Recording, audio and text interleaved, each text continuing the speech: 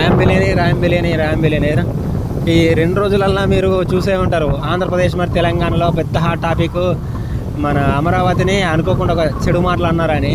చూడండి, వేరే డిబేట్లలో చాలామంది మాటలు జారిండ్రు, కానీ ఇది ఒక 2 రోజుల బ్యాక్ వాళ్ళిద్దరూ టీవీ సాక్షి మరియు వాళ్ళ పేర్లు చెప్పడం లేదు, వాళ్ళిద్దరూ ఎలాగో మీకు అందరికీ తెలుసు, వాళ్ళు ఆ మాట జరగడం ద్వారా ఎంత పెద్ద ఇష్యూ అయిందో చూడండి.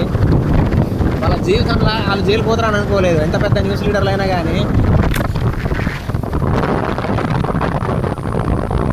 వాళ్ళ జీవితంలో ఏదో ఒక ఎదురు దెబ్బ ఉంటుందండి. ఇప్పుడు మాకు కూడా చిన్న ఎఫెక్ట్ అయిందండి. ఈ నెంబర్స్ ఎట్లయితే అంటే బయట పెడితే మాకు కూడా ఎఫెక్ట్ కంపల్సరీ చేస్తాయండి. అది నమ్మినా నమ్మకపోయినా నిజమండి.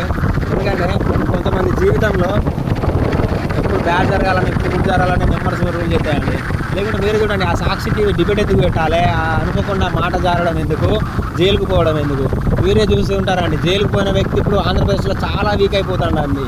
అందులో వల్లభనేని వంశీ గారు ఎంత కింగ్ లాగా ఉన్నట్టయినా అతని ఆరోగ్యం బాగాలేక ఘోరంగా డ్యామేజ్ అయిపోయిందండి.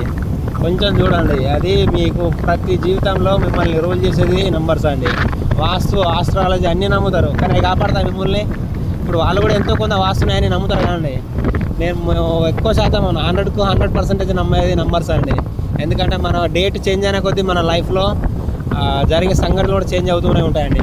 I'm billionaire.